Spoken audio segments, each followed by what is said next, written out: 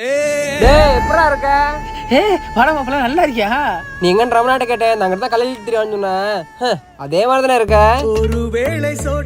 நல்ல வேலைக்கு அன்னைக்கே கூட தொட்டு போயிட்டேன். இல்ல நானும் கல்யாணம் பண்ணி உங்களை மாதிரி இப்படிதான் புறை தின்னு தெரியும். என்ன பாத்தியா, மாசம் 5000 சம்பாதிக்கிறேன். 8வது மாடியில ஏசி ரூம்ல வேலை. நீ என்னடா கல்யாணம் தெரியுற. சரி சரி, அடுத்த மாசம் கல்யாணம் வச்சிருக்கேன், வந்துரு. வரும்போது இப்பெல்லாம் வந்துடாத, ஏதாவது பேண்ட் திட்டு எடுத்து மாட்டிட்டு வா.